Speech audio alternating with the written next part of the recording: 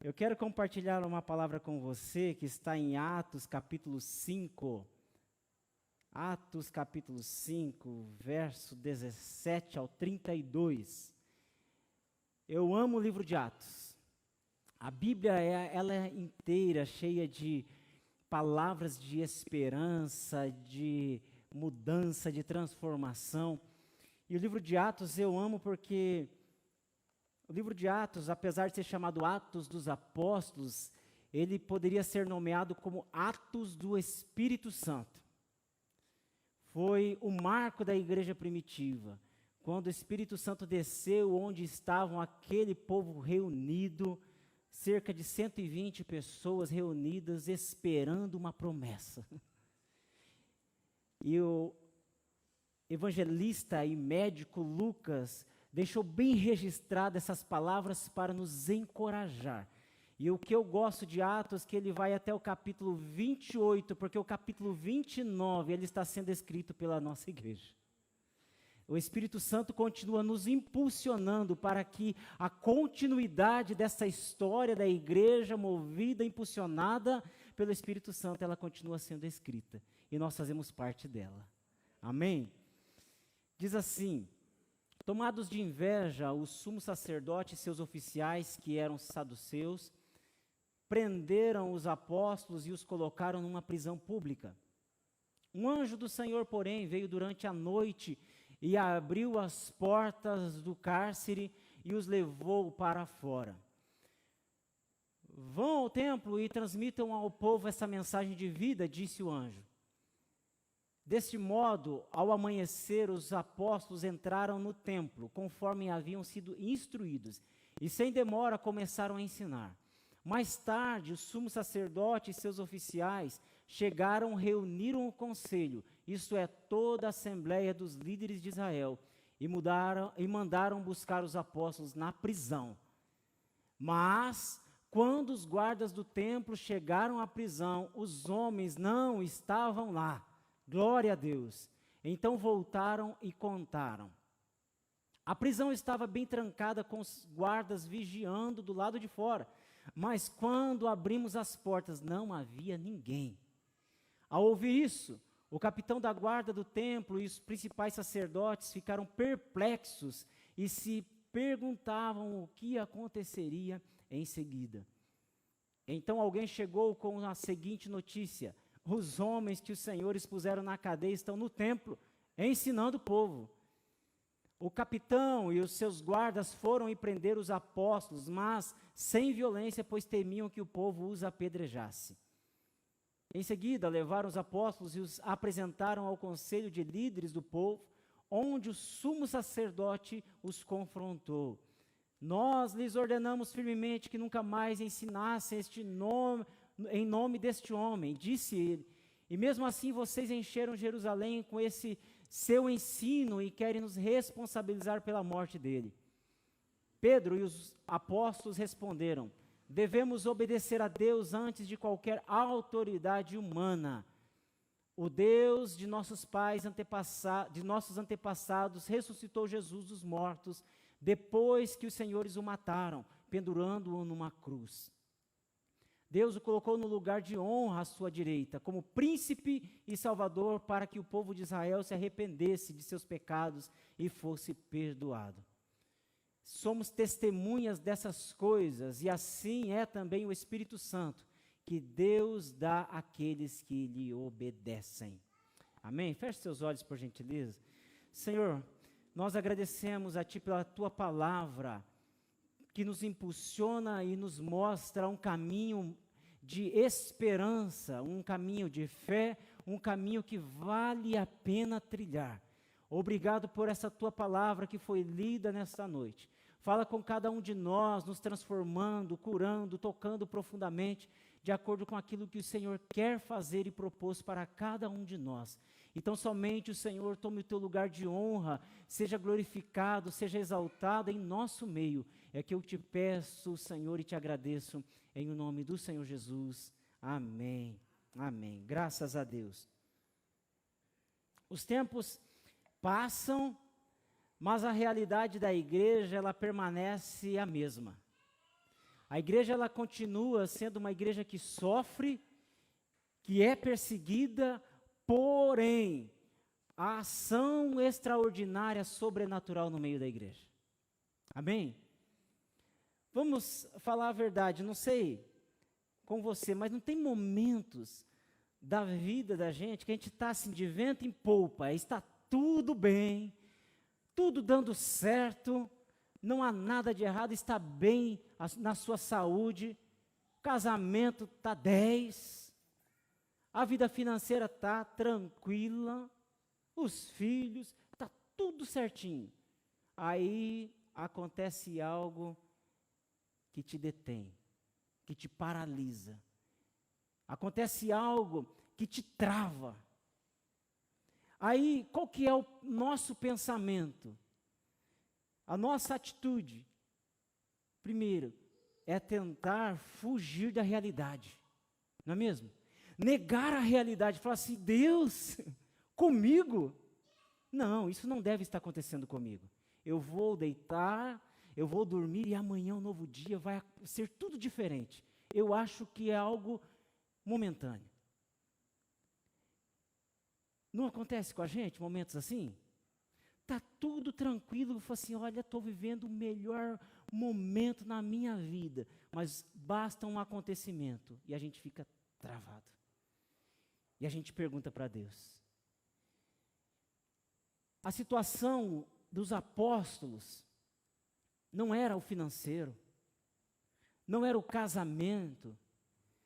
A situação dos apóstolos não era a economia que estava instável, mas eles foram presos porque eles estavam falando de Jesus.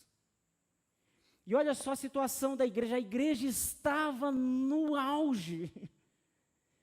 O Espírito Santo estava atuando na igreja, impulsionando, porque, irmãos e irmãs, quando o Espírito Santo entra na vida da gente, a gente se sente mais forte. Sim ou não? Encorajado. Quando nós temos uma experiência com o Espírito Santo, parece que nada nos detém. A gente enfrenta situações e a gente fica doido para enfrentar uma situação difícil para ver o sobrenatural acontecer. E a igreja estava vivendo este momento sobrenatural, o Espírito Santo desceu sobre aqueles 120 pessoas que estavam reunidos. E o apóstolo Paulo em Coríntios, ele vai falar que tinha depois em torno de 500 pessoas em Jerusalém. E Pedro prega, e olha, uma pregação de arrependimento e quase 3.000 almas se convertem. A igreja estava em pleno auge.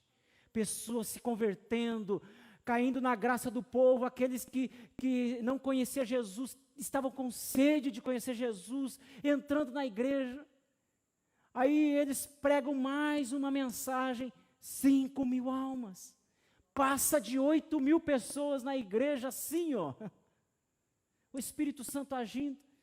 Pedro e João vai subindo para o templo, de repente eles veem um coxo, um paralítico, e eles põem a mão no bolso assim, ó, não tem dinheiro, mas nós temos uma coisa, e isso que nós temos, nós te damos, em nome de Jesus Nazareno, levanta e anda. O coxo sai pulando, saltando, glorificando a Deus, e diz o texto que era um homem de mais de 40 anos de idade. Então a igreja estava vivendo o melhor dos momentos.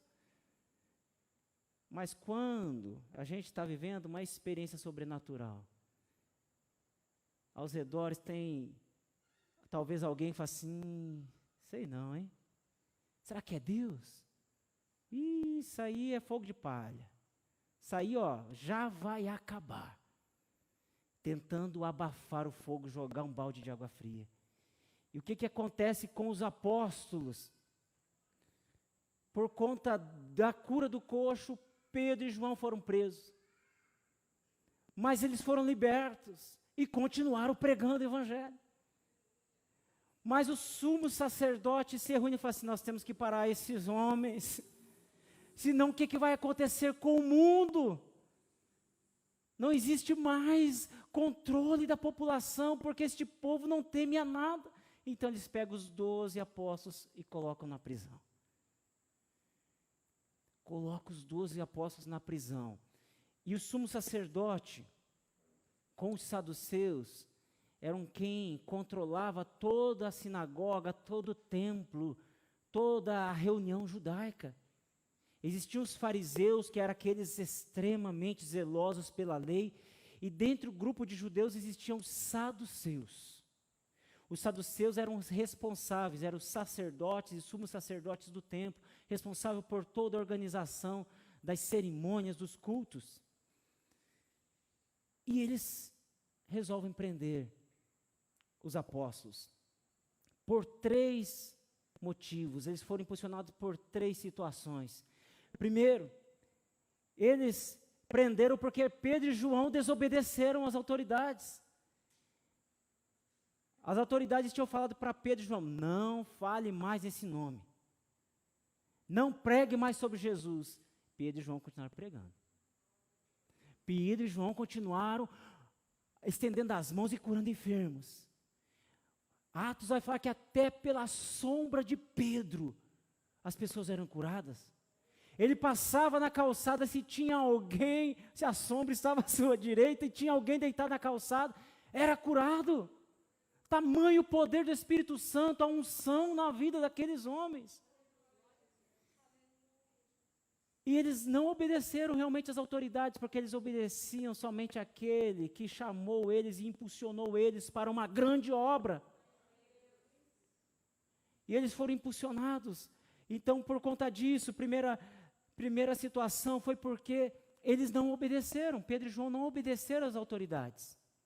Segunda motivação, porque eles falavam sobre ressurreição de Jesus, que é a base do Evangelho. Jesus foi crucificado, mas ficou na cruz? Não. Colocaram ele no túmulo, ficou no túmulo? Não. Ele ressuscitou, e a base do Evangelho não é porque Jesus foi crucificado apenas, ou porque ele foi colocado no túmulo, mas é porque ele ressuscitou. E este é o fundamento do Evangelho. E eles pregavam que um homem chamado Jesus tinha sido morto, mas havia sido ressuscitado. E por causa disso, eles começaram a perseguir os saduceus, este povo religioso. Pense você, um povo que eram os líderes da igreja. Pense você ter um pastor que não acredita em ressurreição. Era assim. Os saduceus não acreditavam em ressurreição dos mortos. Não acreditavam em anjos. Não acreditavam em vida após a morte. E o que os apóstolos estavam fazendo? Os apóstolos estavam falando da esperança da vida eterna. E quem acredita na vida eterna, nada pode deter. Fala assim: olha, se eu morrer, eu vou estar com Cristo. Se eu não for curado, eu sei que eu teria um corpo transformado. Se aqui eu viver uma vida de lágrimas, lá no céu serão enxugadas todas as minhas lágrimas. Então nada pode deter quem tem esperança da vida eterna. E aqueles apóstolos estavam pregando também as evidências de que Jesus havia sido ressuscitado. Testemunhas oculares, pessoas que enxergaram Jesus subindo ao céu, não tinha como deter esses homens. E ainda mais, eles foram libertos da prisão por quem? Pelos anjos.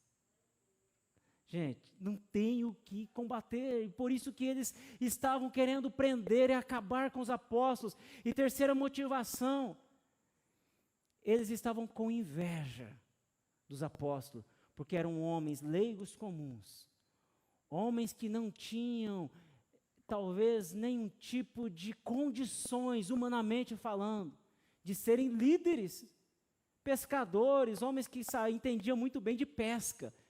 Mas pregar a palavra, sendo que os fariseus e os saduceus que conheciam as Escrituras, mas os homens improváveis e sem preparo, ao olhar dos saduceus, estavam revolucionando o mundo da época. Por quê? porque o Espírito Santo estava na vida deles. Um comentarista bíblico chamado Wiersbe, ele diz assim: o conselho era erudito, ordenado e aprovado. No entanto, não possuía qualquer ministério de poder. Os apóstolos eram leigos comuns, no entanto, o poder de Deus operava em sua vida. Aí não importa, meus irmãos e minhas irmãs, Deus escolhe quem Ele quer. Os improváveis aos olhos humanos, Deus escolhe. É um pecador, é um publicano, é um funcionário público que cobra impostos de maneira ilegal. Deus chama e transforma e diz: vai e prega o Evangelho. Ele faz isso com a gente. Ele fez isso comigo, com você. Ele nos transforma para que nós possamos ir e anunciar as boas novas. Os apóstolos, eles não fugiram da realidade. Os apóstolos, eles não negaram a realidade, mas eles enfrentaram a realidade com obediência a Deus. Por isso que eles falaram: olha, compete mais obedecer a Deus do que aos homens, porque eles obedeceram, enfrentaram a realidade com obediência, enfrentaram a realidade com confiança. Talvez as palavras de Jó soavam aos ouvidos dos apóstolos: eu sei em quem tenho crido, e eu sei que se levantará. Eles enfrentavam a realidade com esperança em Jesus. Se Jesus ressuscitou o nosso Mestre, nosso Senhor, nós também vamos ressuscitar no último dia. Isso que nos move.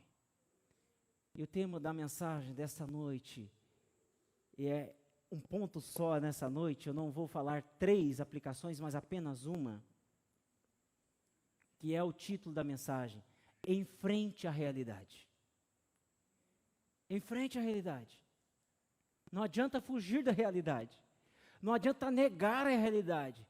Não adianta se esconder da realidade, fazer vista grossa para a realidade. Precisamos encarar de frente, com obediência, encarar com confiança, com esperança, com fé, sabendo que o nosso Deus está conosco e vai nos fazer vitoriosos. Em nome de Jesus. Os apóstolos, eles continuaram firmes, porque eles sabiam que o Senhor estava com eles. Por isso que eles enfrentavam a realidade. Lembra do apóstolo Paulo? Ele enfrentou a realidade também. Chega um profeta Ágapo e diz assim: olha, vamos fazer dessa maneira. Quem é o dono desse cinto? Amarra. O apóstolo Paulo falou assim: estou pronto para morrer. Estou pronto. E depois ele vai escrever dizendo assim, que para ele não sabia o que era melhor, se ficar vivo ou se ficar morto. Se tivesse vivo, ia pregar o Evangelho; se tivesse morto, estaria com Cristo na glória. Essa é a esperança, a confiança que nós temos, se nós enfrentamos a realidade com obediência a Deus, obedecendo os seus princípios, os seus mandamentos, enfrentando a realidade com confiança naquele que pode todas as coisas, esperando nele, certamente haverá o sobrenatural de Deus na nossa vida. Amém?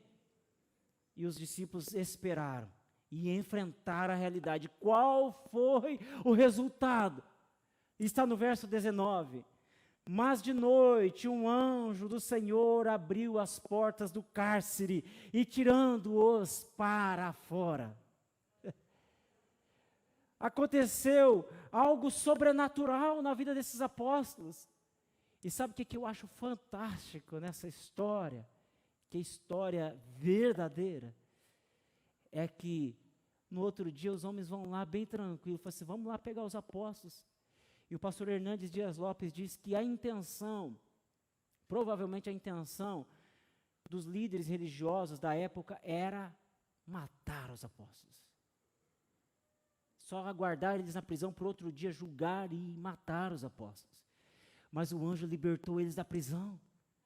E eu acho fantástico quando os homens, os guardas chegam lá, assim: mas a prisão está fechada. Você consegue passar por uma porta sem abrir a tranca? Mas o anjo fez isso. tirou aqueles homens de maneira extraordinária, sobrenatural, que nem os guardas viram. Chegaram lá, imagina os guardas lá, guardando a prisão. Guardando o quê? Tinha ninguém. E talvez ele estava pensando, hoje eu acho que é o fim desses homens, né? Acho que agora vão calar a boca desses homens aí, não vai ter jeito. E o outro comenta, rapaz, e se eles estiverem falando a verdade, né? Mas está muito quieto, sabe que estão dormindo? De repente chegam os outros guardas, abre lá, não tem ninguém. E o pior, ou melhor, alguém chega e correndo para o sumo sacerdote, ei, os homens que vocês prenderam não estão na prisão, estão lá no templo ensinando. Isso é ousadia na fé, é obedecer a Deus, é confiar em Deus, é ter esperança no sobrenatural, no extraordinário de Deus. Deus continua fazendo isso. E eu creio nos nossos dias, Deus continua fazendo, a ação sobrenatural de Deus rompe cadeias. Enfrentar a realidade com obediência, com confiança, com fé, com esperança, rompe cadeias. Deus continua abrindo de maneira extraordinária, fala assim, vai, está liberto, continue me obedecendo, você está no caminho certo, só quis mostrar a minha ação, o meu poder a você. Só isso. E, gente, passar por uma experiência como essa, não tem como parar, né? Quem ia parar esses homens? Ter uma experiência como essa, assim, agora, se Deus nos livrou da cadeia, é agora que nós vamos conquistar o mundo. Não vai ter nada que vai nos deter. Se Deus abre cadeia de maneira extraordinária, sobrenatural, mas não tem nada que vai parar. Deus pode fazer isso com a gente. Ele vai fazer, Ele quer fazer. A igreja de Deus, ela vive no sobrenatural. Nós estamos no mundo natural, mas nós vivemos no sobrenatural. Nós não somos deste mundo. Nós estamos neste mundo, mas não pertencemos a este mundo. Nós temos uma pátria celestial, nós temos ordens que vêm do mundo sobrenatural e não do natural. Quem rege a sua vida? Quais são as leis? As leis espirituais e não as leis dessa terra. Certo, claro, nós temos que obedecer às regras, às leis deste mundo, mas nós obedecemos aquilo que vem do alto, que nos impulsiona, que nos leva para conquistar e para viver o extraordinário de Deus na nossa vida. A igreja vive o sobrenatural de Deus. Nós vivemos, e quando nós vivemos, nenhuma cadeia pode nos deter.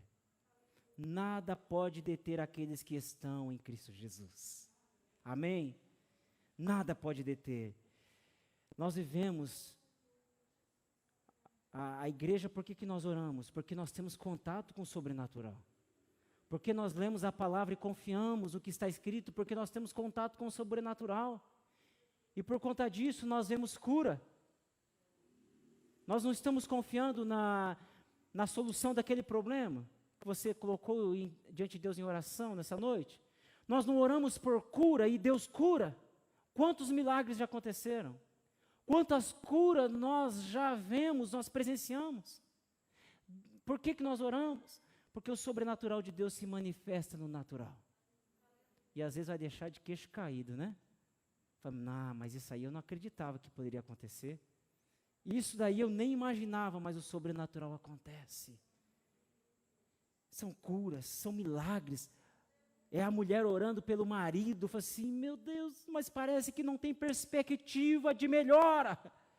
Mas ela dobra o joelho, e quando ela dobra o joelho, o extraordinário, o sobrenatural vai se manifestando. Pode não ser no tempo que espera, mas vai acontecer. O filho que está afastado dos caminhos do Senhor, está rebelde, está dando trabalho. Dobra o joelho, confie no sobrenatural de Deus, e descanse em Deus, que Ele pode fazer, Ele vai fazer. Ele vai fazer, nós confiamos. A igreja, ela vive do sobrenatural. Não é mesmo? Às vezes, na coisa tão simples, nós vemos a ação sobrenatural de Deus. Coisas tão simples. Você abrir a sua despensa e falar assim, Deus, hoje é só um milagre. Aí, de repente, a campainha toca, uma mensagem chega, alguém bate no seu portão e fala assim, vim trazer isso para você. E você olha e fala assim, ô papai, o senhor sabe cuidar dos seus filhos, né? Em coisas pequenas, talvez num desejo tão pequeno, você fala assim, mas como eu gostaria hoje de chupar um sorvete, mas a grana está curta e de repente alguém chega com um pote de sorvete. Mas precisava? Não, mas é uma coisinha tão simples, tão pequena, mas Deus manifesta o sobrenatural dele para mostrar o cuidado que ele tem com você que é filho, com você que é filha.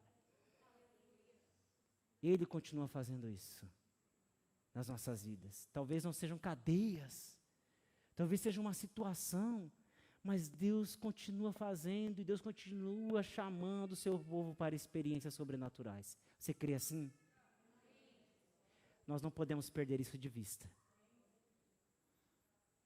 Parece que tem fases que a igreja busca mais, tem fases que a igreja parece que quer buscar menos, mas Deus continua operando o sobrenatural. Ele nunca deixou de ter ações sobrenaturais na igreja, porque quem rege a igreja? O Espírito Santo de Deus.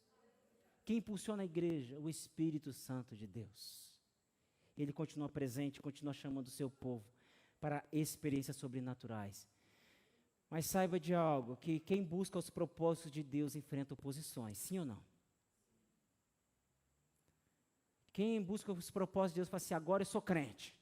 E alguém fala assim, mas você não tinha prometido que ia morrer na religião dos seus pais?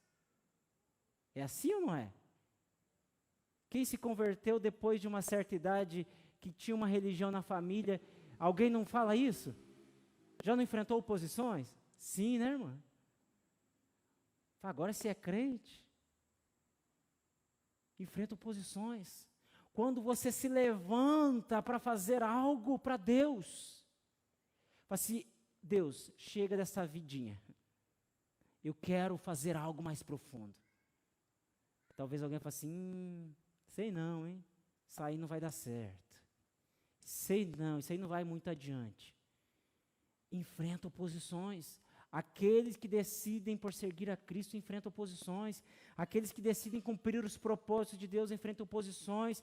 Aqueles que decidem obedecer a Deus enfrentam oposições. Mas saiba de uma coisa, existe o sobrenatural de Deus na sua vida.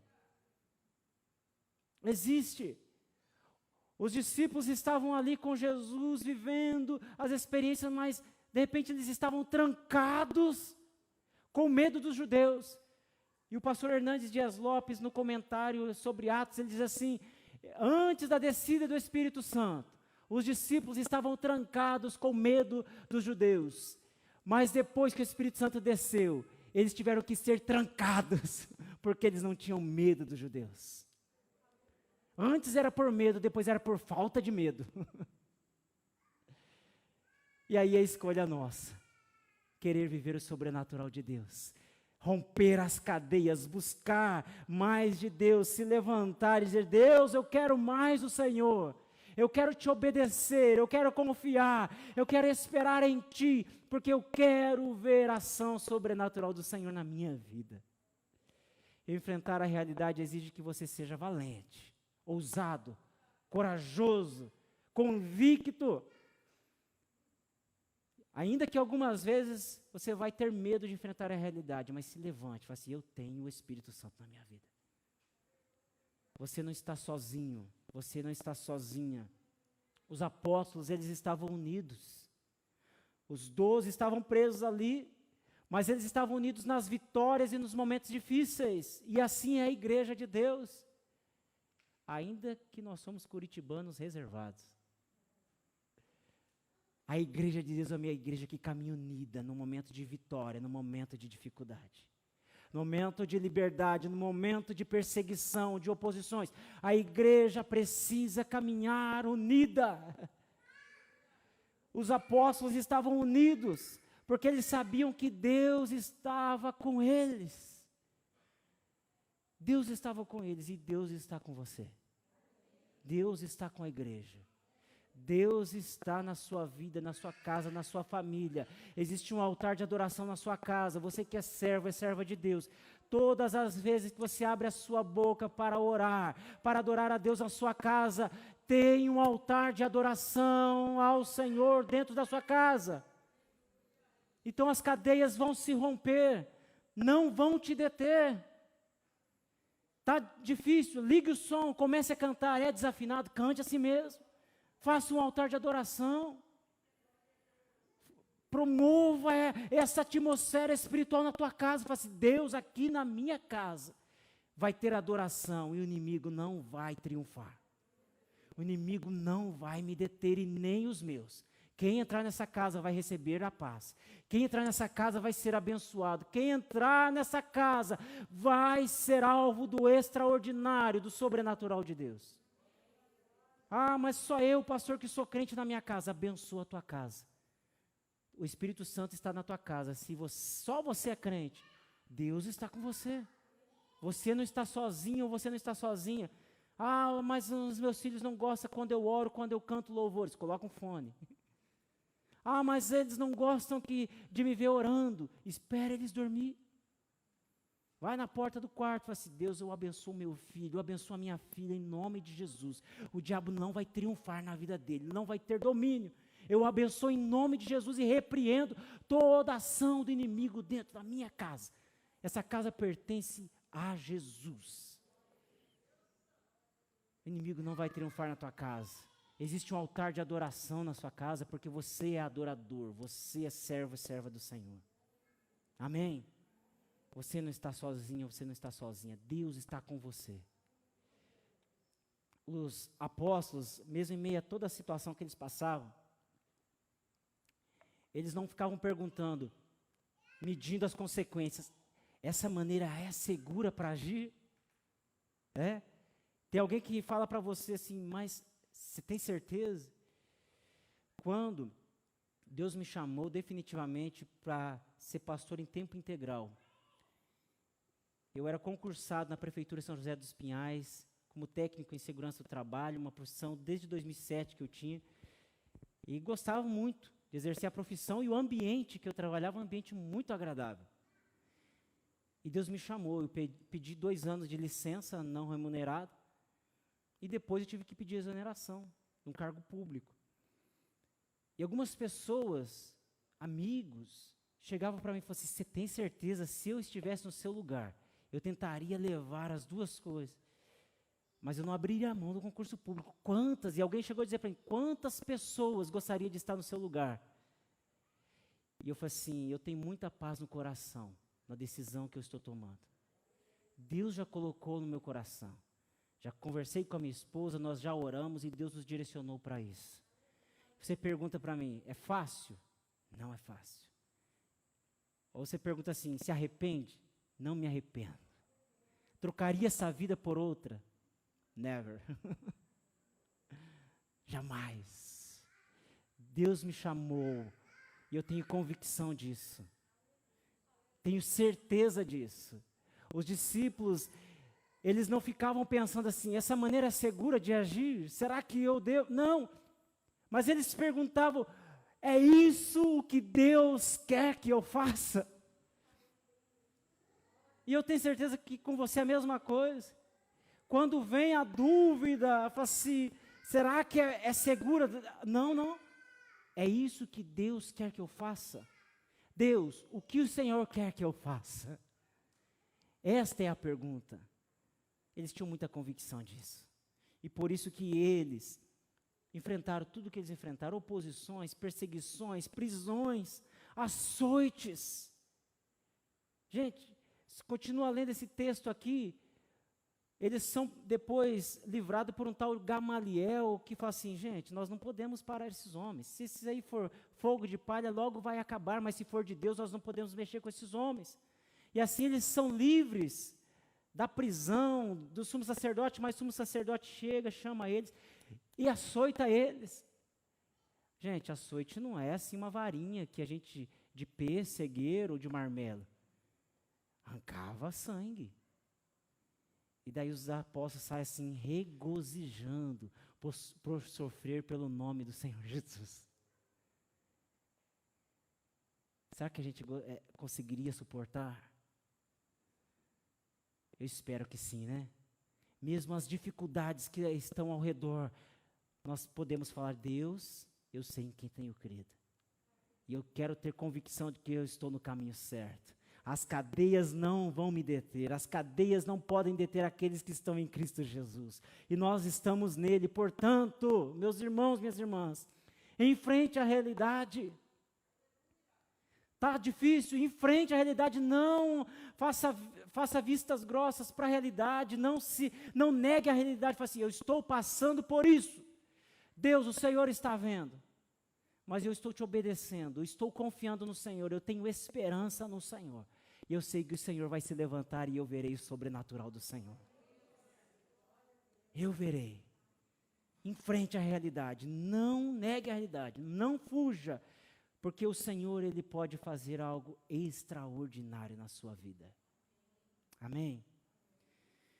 Se algo está tentando te deter, pergunte para Deus o que Ele quer que você faça.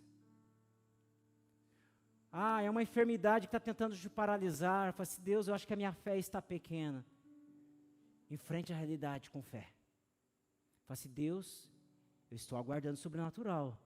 Está lembrando de mim, né, Deus? O Senhor está lembrando de mim. Eu estou passando essa situação na minha saúde. Senhor, meu marido, olha, é só o Senhor. Mas eu estou aqui, Senhor, esperando no Senhor. Os meus filhos estão rebeldes demais, Deus, mas eu estou aguardando o sobrenatural do Senhor. Falar não adianta, dar conselho não adianta, levar no psicólogo não adianta mais, Deus. Mas eu estou confiando que o Senhor vai se levantar. Eu estou confiando que o Senhor pode enviar uma resposta, uma ação vinda dos céus. E trazer a solução. Você crê assim? Quero convidar você a colocar-se em pé. Amém? Quantos creem assim, digam amém. Vamos dar um aplauso ao nosso Deus. Aleluia. Glória a Deus. Aleluia. Irmãos e irmãs, que a sua semana seja uma semana abençoada na presença do nosso Deus. Se você enfrentar cadeias tentando te deter, creia que há sobrenatural de Deus na sua vida. Em nome de Jesus, fale com Deus e Deus pode romper, enviar um anjo para romper as cadeias, em nome de Jesus. Amém? Vamos orar agradecendo a Deus mais uma vez, aos visitantes, a todos, que Deus continue abençoando a vida de vocês.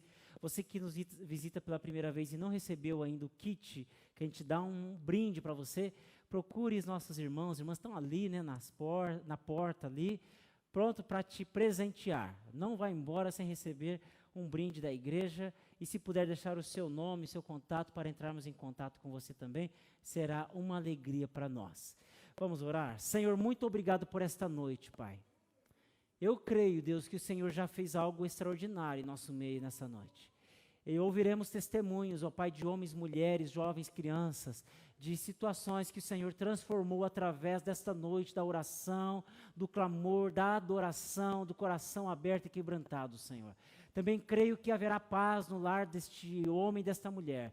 Eu creio que homens e mulheres que estão saindo daqui com a esperança renovada, estão, ó Pai amado, levando para o seu lar, ó Pai amado, a paz, a alegria, o refrigério, levando, ó Deus, a tua presença. E, ó Pai amado, ao chegar no lar, ao abrir o portão, abrir a porta, entrar, ó Pai amado, que a tua paz entre e invada os lares, que haja, Pai amado, manifestação do Senhor, e que não haja nenhum domínio das trevas no lar dos teus filhos e das tuas filhas. Que seja uma semana linda, abençoada, uma semana de vitória para os teus filhos e as tuas filhas. Aqueles que têm exames, ó Pai amado, dê um diagnóstico, ó Pai amado, diferente do que os médicos têm dito. Seja, Pai amado, confundido os diagnósticos médicos, ó Pai. Dê, ó Pai, cura, traz milagres, traz, ó Pai amado, esperança, manifestação durante essa semana para os teus filhos e as tuas filhas, ó Pai, em nome do Senhor Jesus. Dê uma semana de vitória, dê um retorno ao lar também, abençoado, protegido, guardados pelo Senhor, livra de todo mal, livra de toda ação do inimigo, ó Pai. Eu oro agradecido ao Senhor, em nome do Senhor Jesus. Amém, amém. Meus amados e queridos irmãos e irmãs, que o grande amor do eterno Pai, que a graça e a paz do Senhor e Salvador Jesus Cristo, que as consolações e a comunhão do Espírito Santo de Deus estejam presentes na vida de cada um de vocês e todos digam amém. Deus abençoe a todos em nome do Senhor Jesus.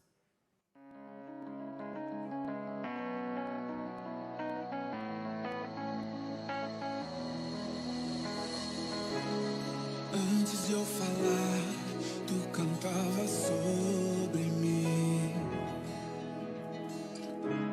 Tu tens sido tão bom pra mim. Antes de eu respirar, sopraste tua vida